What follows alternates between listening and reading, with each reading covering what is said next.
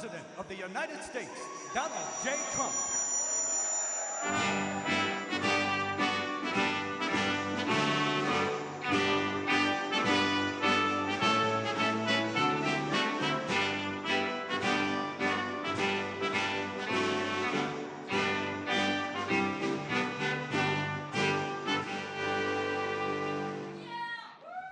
Well, thank you very much.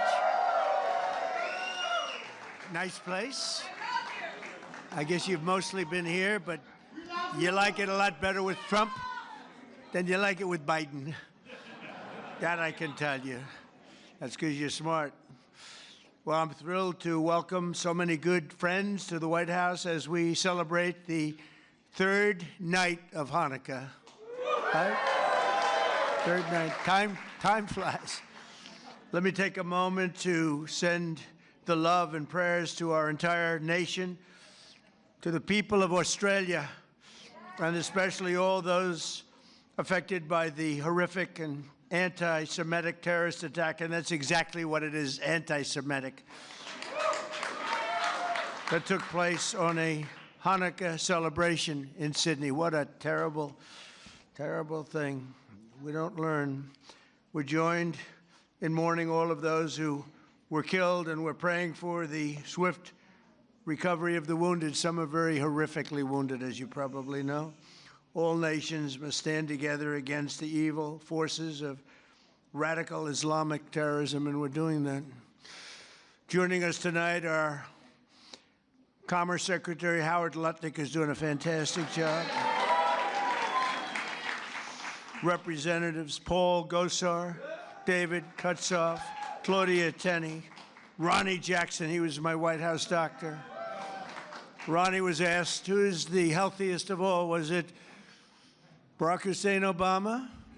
Was it Sleepy Joe Biden? Or was it Donald Trump? And he said Trump was by far the healthiest. He was the doctor for all three of us, and he said Trump was by far the healthiest. I love him. If he didn't say that, I would have never have talked to him again. Where is Ronnie? Is he here? Ronnie Jackson, what a great legend. Josh Gottheimer's here. Mr. Salt is here, Mike Lawler. He's the only guy could have gotten that for New York. Nobody else. He worked so hard on that.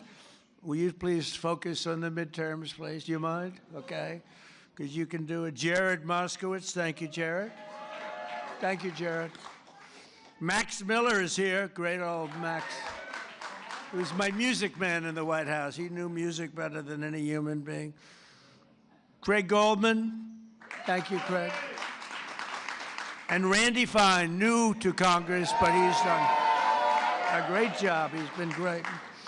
As well as the mayor of Boca Raton, Florida, Scott Singer. Thank you very much. Thank you, Scott. Good place. I love Boca. National Chairman of the Republican Jewish Committee, Norm Coleman. Thank you, Norm. Looking good, Norm. CEO of the Republican Jewish Coalition, Matt Brooks. He says Trump is the greatest president we've ever had, so I like him. I'll take Matt any day. Thank you, Matt. CEO of the Israeli-American Council, Ellen Carr. Thank you. We have a man. I have to take a little time. Because every Saturday night, used to be Sunday, then he did so well that they put him on Saturday too, Saturday night. Do you know who I'm talking about? Because there's only one has Saturday and Sunday. And Saturday is considered Death Valley, but it's not death because of ratings. Nobody gets good ratings. Although actually my daughter-in-law is doing well, and you always did well. The great one, Mark Levin. And much more importantly, his much more brilliant wife. Where are you? There you are. Would you come on up here, both of you? Get up here. Get up here. Look, every Saturday, every Sunday, I'm forced to watch television to listen to this guy talk about how frickin' great I am. Because he does like Trump. There's no question about it. Come on up here, Mark. Get up here. Come on up. What a beautiful couple. Did you get lucky? If you weren't a genius, you wouldn't have a wife like this. Mark, say a couple of words. Come here, darling.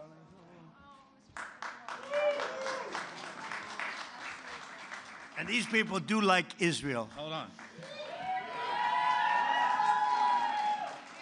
And he loves Israel too. It's true. 2 seconds. Just 2 seconds. 6 years ago, I was up here, and I said, "This is our first Jewish president." It's true. Now he's the first Jewish president to serve two not consecutive presidencies. We thank you for everything. That's right. Bad things happened on the second one. Namely, the election was rigged. And we found out, and you see that happening. But, and you are the greatest president. Thank you very much. And God bless you. I miss you. I miss you.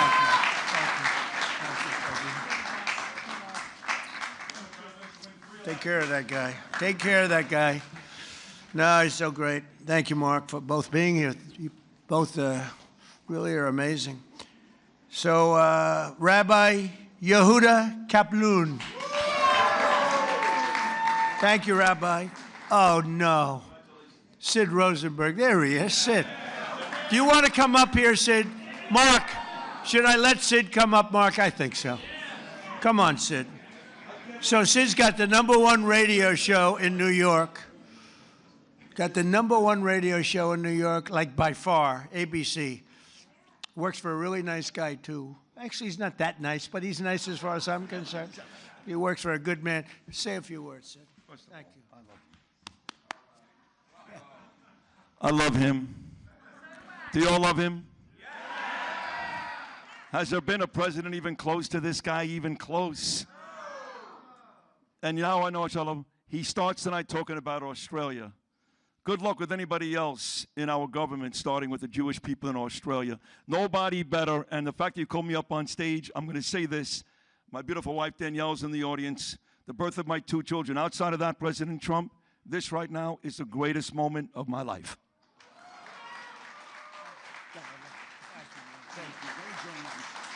He's almost crying. He never cried. He hasn't cried since he's a baby. Well, he's a great guy and a great man, and he loves Israel. And boy, you got some good people. Harmeet, thank you very much. Harmeet Dillon is here. And she sues the ass off of anybody that is anti-Semitic. She's doing a lot of them right now. Harvard wished they never heard her name, right? They're going to pay a lot of money, right, Harmeet? We're going to pay a lot of money. Sid, it's an honor to have you up, and you do a great show, and we appreciate it. And say hello to the Casamatides person, who's fantastic. And another person, I really love her. I think she's a beautiful woman. You're not allowed to say that anymore, because if you do, it usually means the end of your political career. But I've been threatened much worse than that. I think she's a beautiful woman, inside and out.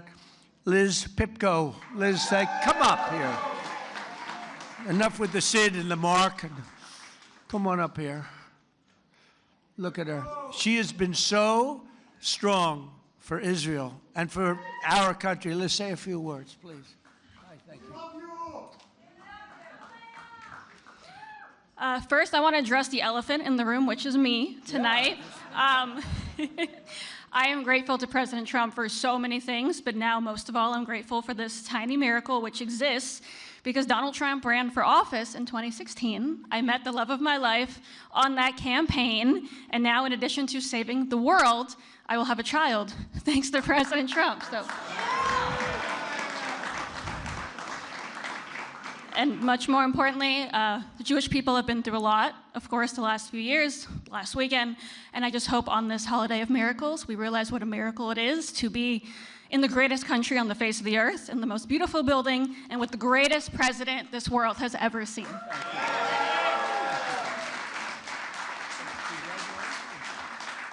Congratulations. That's right. She was on the campaign, and she was so effective and great. And we always have to remember the ones that have been great in good times and bad. That's why Mark and the people I introduce, because I don't introduce them when they're just sort of good.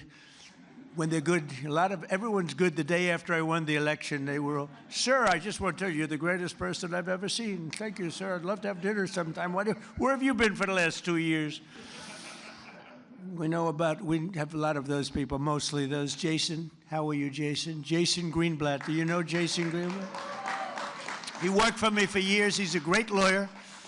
Then he made a lot of money, and he said, I'm getting out. And you focused on Israel, right? That was the focus. He says, I love Israel. I just want to focus on Israel. It's good to see you, Dave. I haven't seen you in a long time, but he was a great lawyer. Here's another great lawyer, David. Good to have you here.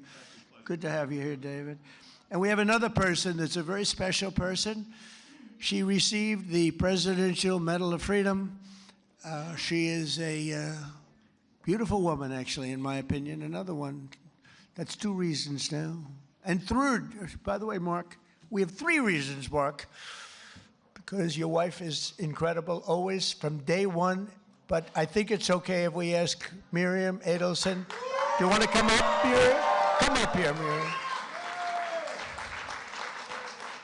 Miriam gave my campaign, indirectly and directly, $250 million. She was number 1. When somebody can give you $250 million, I think that we should give her the opportunity to say hello. And Miriam, make it quick, because $250 million is not what it used to be. Okay? Hello, darling. Come on. Incredible woman with a great husband, a man that loved Israel. Well, Mr. President, when you were in the Israeli parliament and you gave a speech and you saw me from far away, at that time I came with a scooter to the parliament just to hear you. I wanted to hear you alive. And then you say, Miriam Adelson, and I stood for a second, but it was so painful, so I sat. Then you screamed, Miriam, stand up! And I wish you would have known, but I stood up and heard all your compliment, and thank you very much. I saw you back there standing. Yeah, you saw me. She stood Thank up you. bravely. And now I met Alan Dershowitz, and he said the legal thing about 4 more years, and I say, Alan, I agree with you, so we can do it. Think about it. Alan's and I here would someplace. Where's Alan? Alan is here, or he had a flight? Alan is here?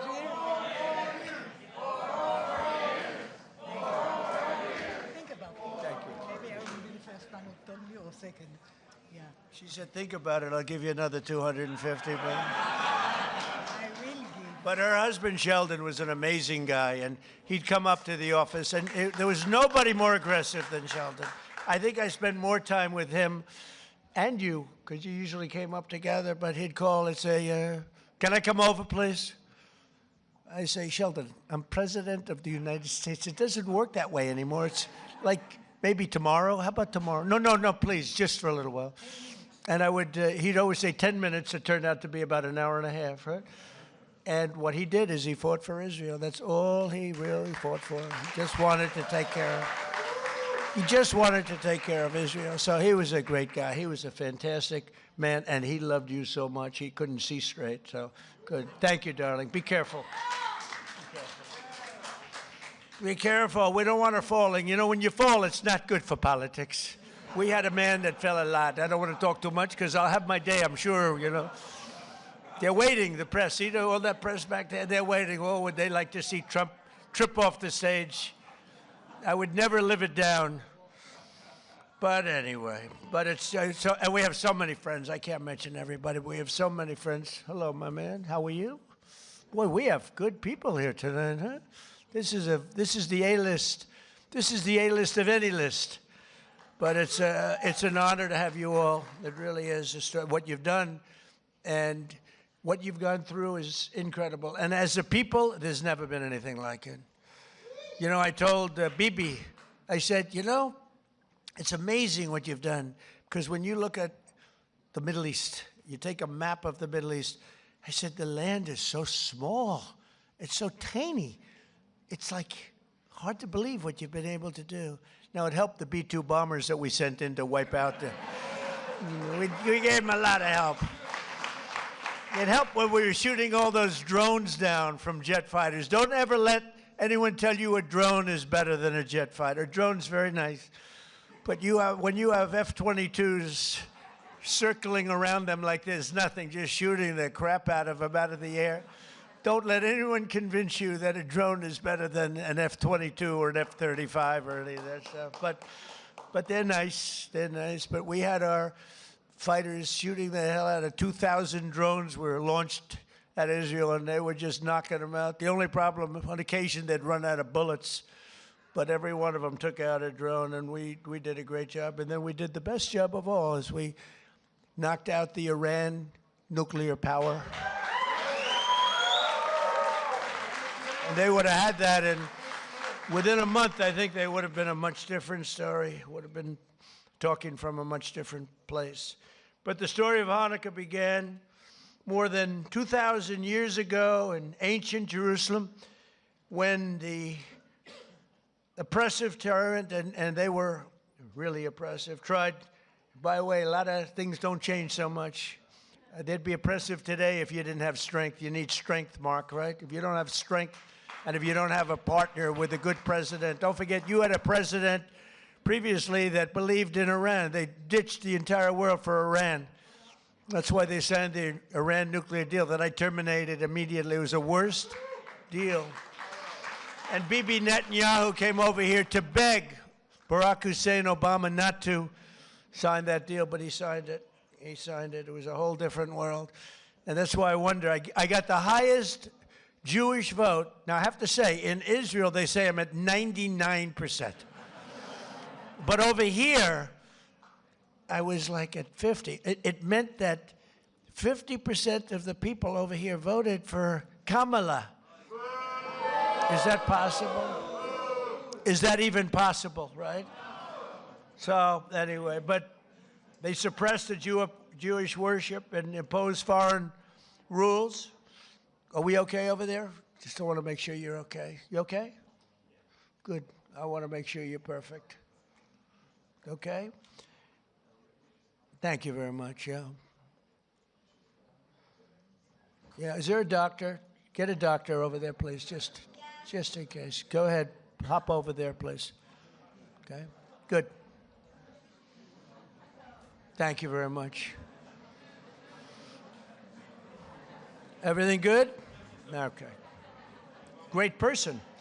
Against overwhelming odds, a small band of Jewish fighters rose up to defend the Jewish people's right to worship freely.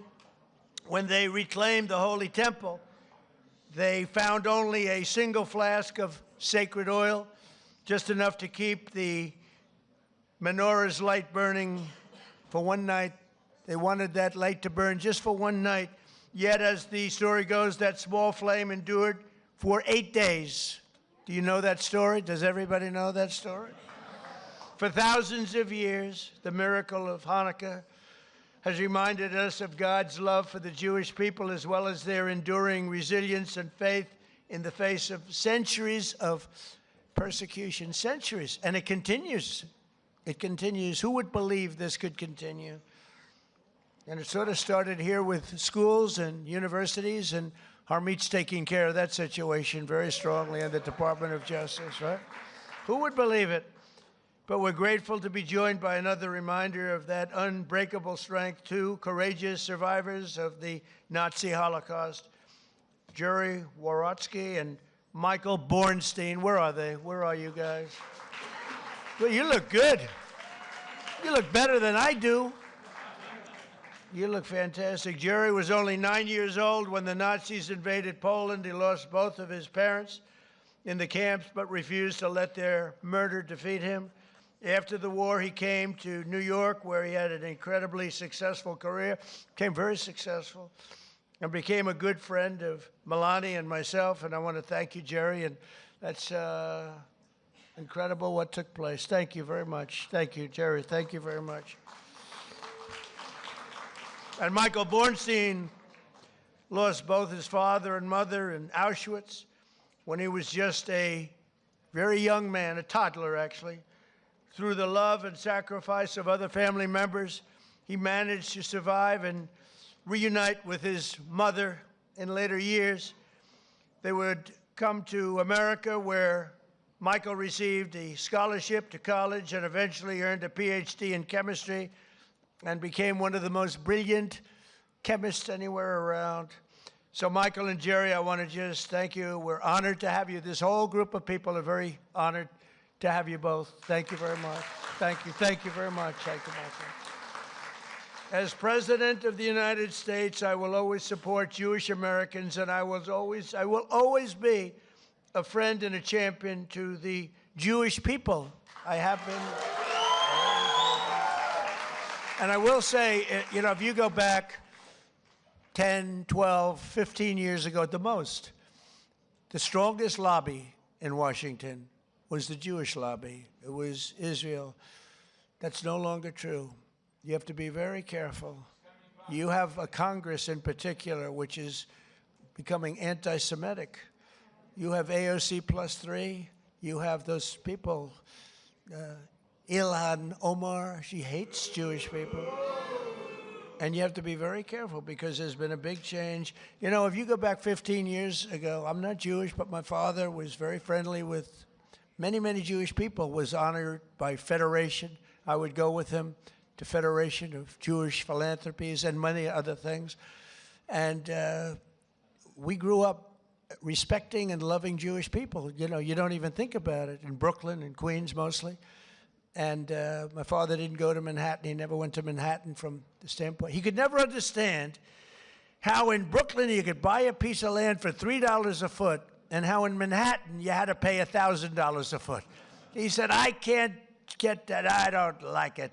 I like to buy it for $3. So it was different. It's a different thinking. In a way, I'm glad he didn't do that because he let me have some of that fun. And I had a lot of fun in Manhattan. We did great. But my father would tell me the most powerful lobby that there is in this country is the Jewish lobby. It's the Israeli lobby.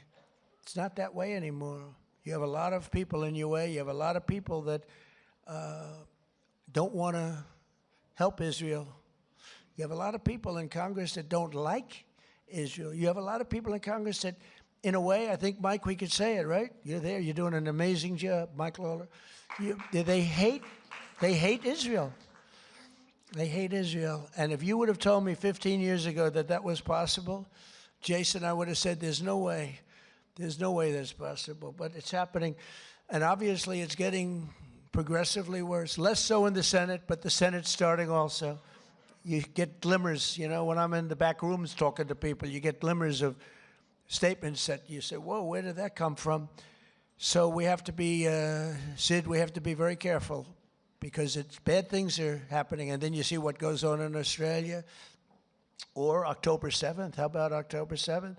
And then you have people that deny it ever happened. How about the people that deny, like they deny the Holocaust, but, you know, you figure, well, that's just many years. Well, October 7th is not many years at all.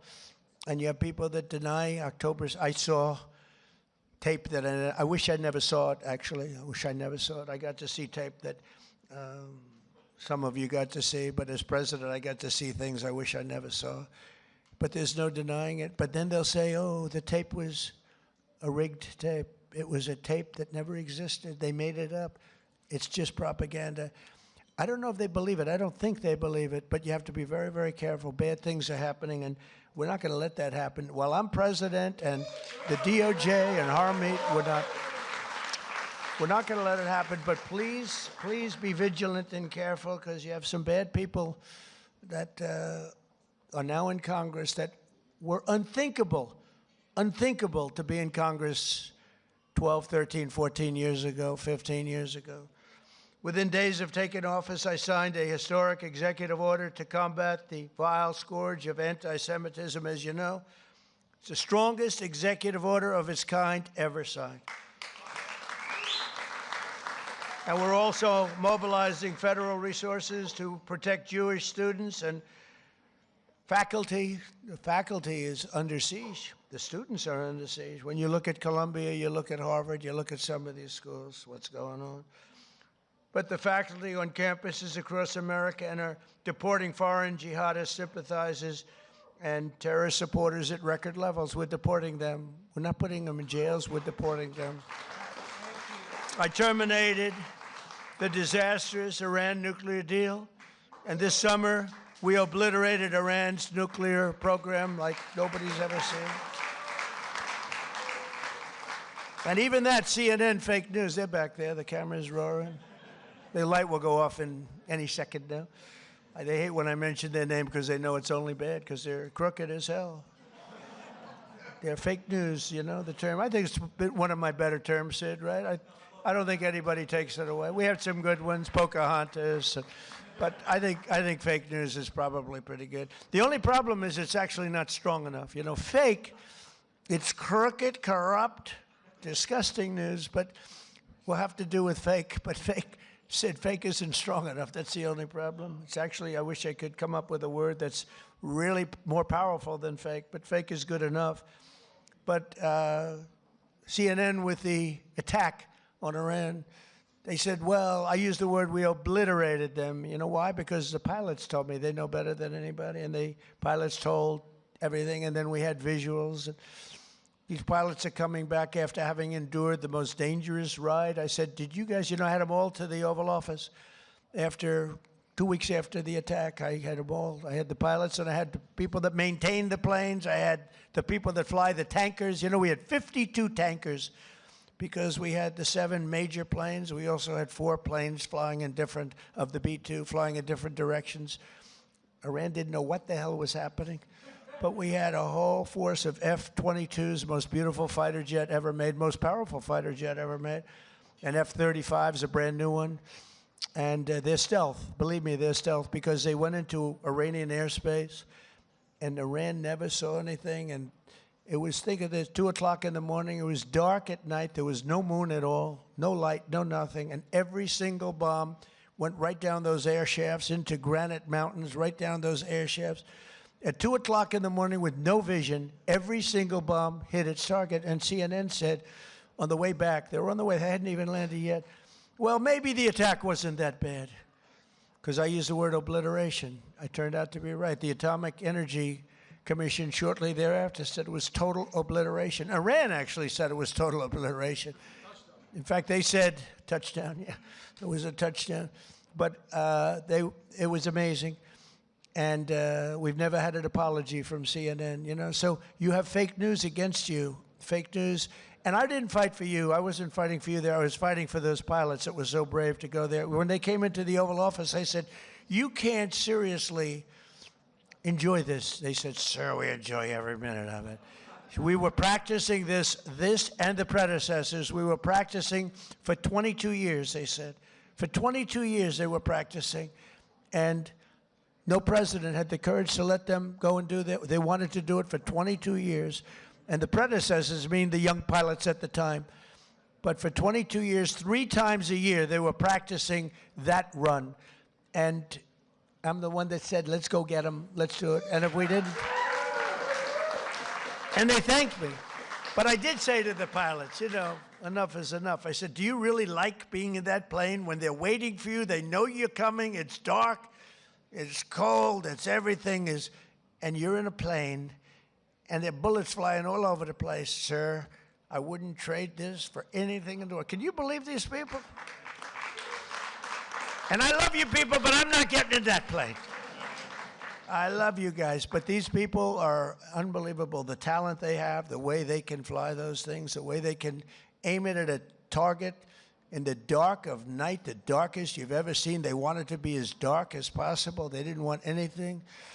And the only time anybody could see those planes was when those bomb chutes open up, because it becomes totally unstealth when it goes. I explained that to Mark Levin once. You're going in, you go like this, and as soon as it goes like this, for some reason, the plane is totally visible, not good. And I watched it happening, and just, it's like I'm sitting home watching it. You know, it's amazing. The Situation Room is an amazing place. But I watched him go, bing, bing. It went bing, bing, and 2 massive 100,000-pound bombs come pouring out. And the job they did was incredible. I mean, compare that to, I mean, look, I thought he was a nice man, but compare that to the Jimmy Carter attack on Iran. That was not good, with the helicopters and the men running all over the place trying to get the hell out of there. This was not good. This was the single greatest military attack that anyone's ever seen. And that sort of put an end to, we helped Israel very much, as you know, with their attacks on Iran before that, but that really put an end to it because they were about a month away from having a nuclear weapon.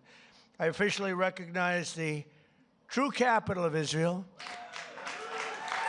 and opened the American embassy in Jerusalem. Is Julie good? She right? Where's Julie? Oh, good.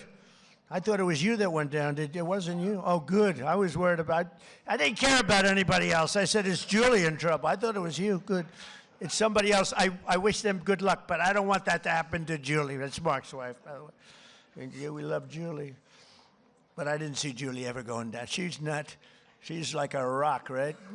Mark, she's a rock. I wouldn't want to have her as my enemy. She was also a great lawyer, by the way. I also recognize the Israeli sovereignty over the Golan Heights. Right? And that's one they didn't even ask me.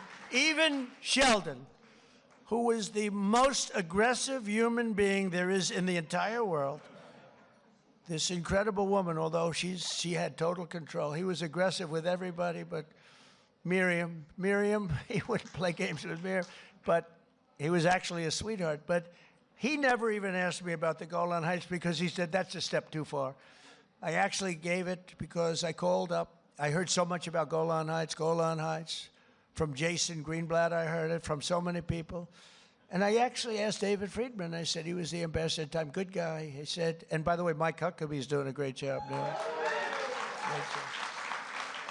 Two good ones, two very good ones. But I asked David Friedman, I don't know if David's here, but I asked him because he is so Israel-oriented.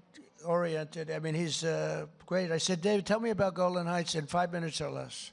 You know, I'm taking in like 1,000 years of history in 5 minutes. I said, give it to me in 5 minutes or less.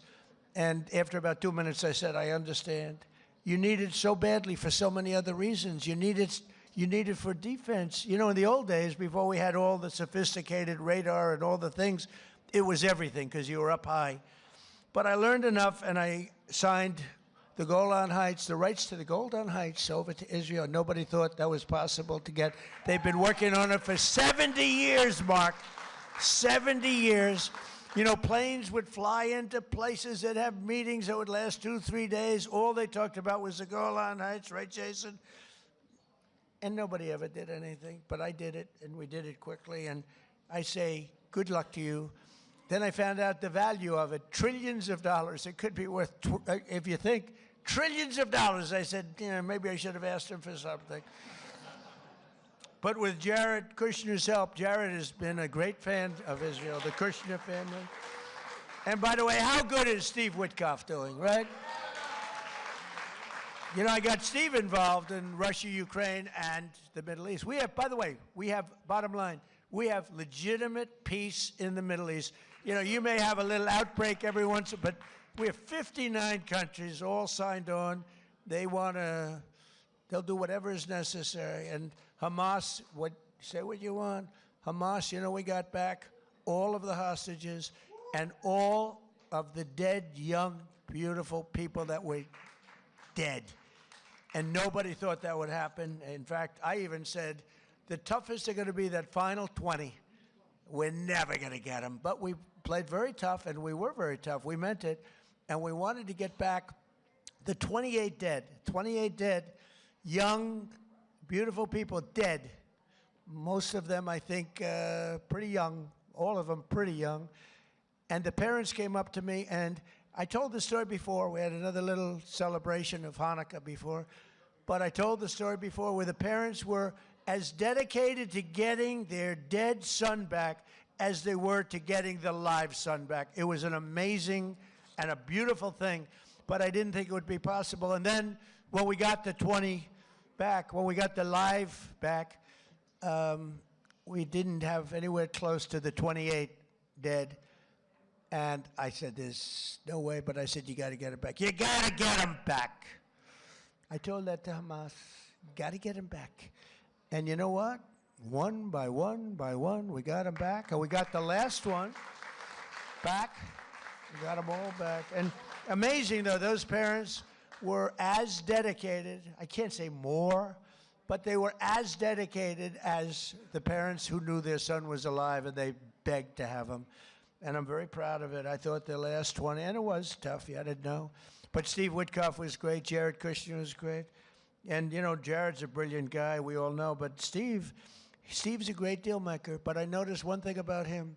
He had the greatest personality. He was a real estate guy in New York. He knew less about rivers and meets and bounds in Russia and the various places he's working on. He knew nothing about it. But I recognized for 20 years, I've been dealing with everybody in New York. I said, Steve has the best personality. I have other guys that are great deal makers, but you have to go into World War III before the deal. We didn't want that. I said, everybody loves Steve. He's a great deal maker, but everybody loves him. And that's what turned out to be. People love Steve. And I think we're going to be pretty close. I mean, we're going to see. I thought the easiest war to settle would be Russia, Ukraine, because they have a good relationship with Putin. It would have never happened if I were president. That would have never, and it didn't happen for 4 years. Putin understood. Would have never, ever happened. But Steve has done a fantastic job, and he loves Israel, and he's done a great job. So we did Israel, and we did peace in the Middle East, and we have a real peace. That's a real peace. If Hamas acts up, they know it's big trouble. And we have Hezbollah, as you know, in Lebanon, and they're big trouble. But we have peace, and we have many countries that want to go in and take out Hezbollah if it happens, if we want to do it. Not just Israel. Many countries would do it. There's tremendous unity now in the Middle East, and we really do. We really have peace in the Middle East for the first time ever, so it's an honor. It's an honor. So we did our ceasefire agreement to end the war in Gaza, which everybody said was an impossibility, and we begin the new era of that beautiful peace in a place that nobody thought peace was possible, the Middle East. So congratulations, everybody in this room. Everybody wanted it. But the story of Hanukkah reminds us that light will always prevail over darkness, and faith and triumph over fear. Together, let us honor the eternal flame and the faith that has always protected the Jewish people. You are protected. You are special, special people. You are special people. So I want to thank everybody. I want to wish you all a happy Hanukkah. And you know, this is the first time that I've ever brought up notes to make a speech for. We call them the Christmas dinners. I call them the Christmas Hanukkah dinners, if that's okay. I hope you don't mind. But I call them New Year's dinners too. But I've made about 20 of them so far. I never had any others. So I brought this up. You know why? I've done so much for Israel that I have to read. Look at it. I got like pages. And I don't want to leave anything out. I don't want to leave Golan Heights out. I want to tell you what we did. But it's an honor to help you. I have so many friends, and a lot of you are right in this audience. Very special group of people. You know, for every time we have one of these parties, we have to turn down 10 people for everyone that makes it. It's the White House. Soon you'll have a ballroom that's so big I can handle. And we just won the case today. Did you know that, Mark? We just won the case. We got sued. We're donating a $400 million ballroom, and we got sued not to build it. For 150 years, they've wanted a ballroom, and we're giving them, myself and donors are giving them, free of charge, for nothing. We're donating a building that's approximately 400 million. I think I'll do it for less, but it's 400. I should do it for less. I will do it for less. But just in case I say 400, otherwise if I go $3 over, the press will say, it costs more. I built under budget and ahead of schedule. Right, Jason? Always. I know how to build under budget. I build good. But we won the case. They asked for a restraining order to stop us from building a magnificent ballroom. I said, who would ask for a restraining? We're giving them, Sid, a $400 million. It'll be the most beautiful ballroom, and it'll handle inaugurations. It's got 5-inch thick glass windows. It's impenetrable by anything but a howitzer. It's impenetrable. Now, I will say, if I'm up making a speech someday, Mark, and I hear ding, ding, ding, I'm out of there. But it's going to be one of the greatest. I think it'll be the greatest ballroom anywhere in the world. But I said, who else but in our country would sue to stop a $400 million beautiful ballroom that people have been after for the White House? The White House has wanted a ballroom for 150 years. You know, they used to use a tent, and they have a tent, and the tent would go in a very low area because it's the only area that can handle a big tent. And if it rained, the rain would go over the woman's beautiful shoes with the high heels, about 6, 7 inches worth of water. They'd be sitting in the water, and people said, would rather have that than a brand new. This ballroom is going to be amazing. Also designed to handle the inauguration so that you have total safety from not only the weather. January 20th is always a disaster from a coldness standpoint. But, you know, we had it in the Capitol, and there was nothing more beautiful. But from a safety standpoint, we can do better. So we're going to have something that's really, really spectacular. And I thank the judge on the case for the courage in making the proper decision, because we didn't want to be held up. We would win that automatically anyway, but we didn't want to be held up or delayed. We want to go. And right outside, you see the pile drivers going boom, boom, boom. And my wife is being driven crazy. She said, this is not what I had in mind. You know, the first day she was great. She heard these piles that go down 150 feet into the ground. Boom. Second day, she was okay. Third day, she wasn't thrilled. And after that, it's been brutal. But you know what? You're going to have the greatest ballroom anywhere in the world, and you're going to love it. It's going to fit beautifully with the White House. Happy Hanukkah. Have a great year. We love you, and we love Israel. Thank you very much. Thank you. Thank you, Mark. Thank you.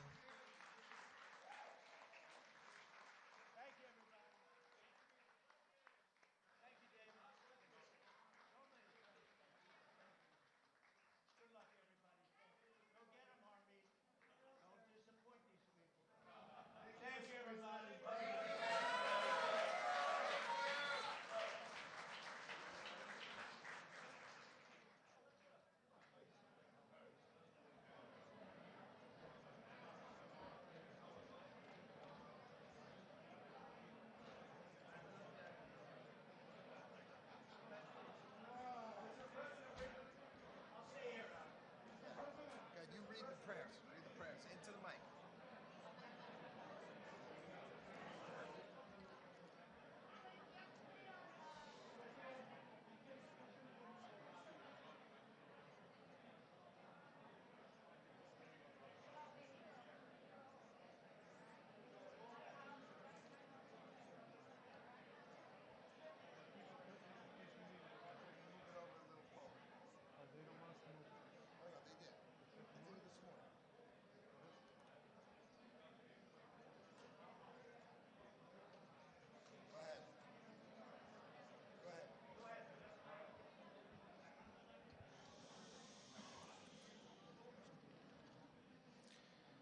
Good evening. We're about to proceed to light the menorah.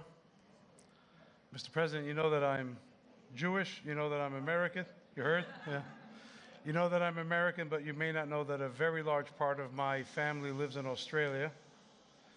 And that includes some of those who had escaped the attack and some who didn't. And all I can say is, listening to them on the other side of the world speak about you, you don't just express solidarity, you practice solidarity with the Jewish people.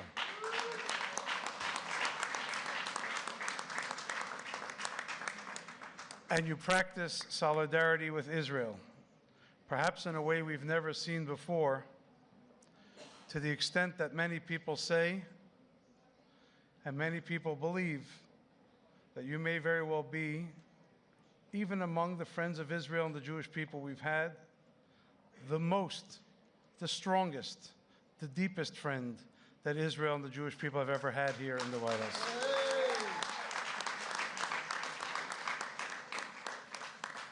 That's not to negate anything anyone has done for us, but just to tell you how so many people feel about you.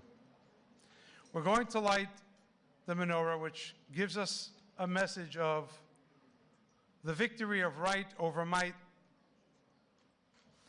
of justice over tyranny, of light over darkness. And it is especially in this time when the Jewish people has so much of a burden that we need this light. We need this strength, not only from each other, but from you, Mr. President, who constantly remind the world that even if they all turn against us, God forbid, you never will.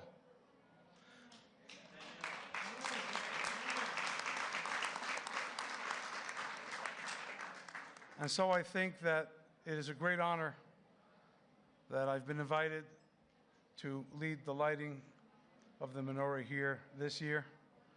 And I want to wish you and your family good health and happiness, strength and safety to our troops, serving stateside and abroad. May God bless America. May God bless Israel. May God bless the Jewish people. Thank you.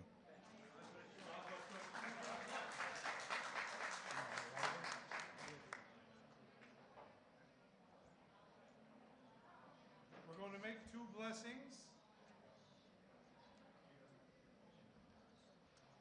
We're going to make two blessings, after which we're going to light 3 candles. And then all those who know the words can join us in Ma'oz Tzur. Please join if you know the words and the tune.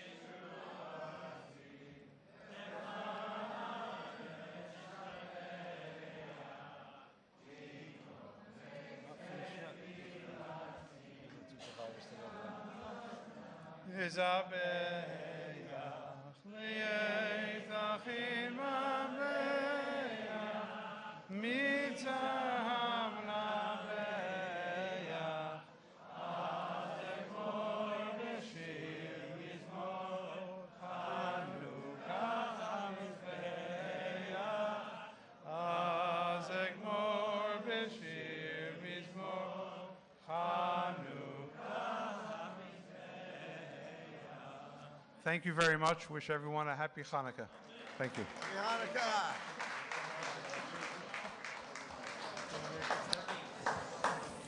Hello, everyone.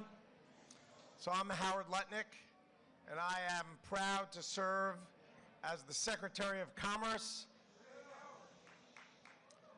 for President Trump. President Trump, from the campaign trail and every day since, has been committed to the Jewish people and to Israel. And I told everyone on the campaign trail that President Trump would be the best friend in the White House the Jews and Israel has ever had, and he has delivered exactly that, exactly that. He speaks with moral clarity. When the fake news would come at him and say Israel and the IDF were committing genocide, each and every time he came at the media, at the fake news, and said, no, it was October 7th when they murdered, they raped, and they killed babies. He made it crystal clear each and every time, and that is why I love serving in the administration of Donald J. Trump, the greatest president ever. Thank you. Happy Hanukkah, everyone.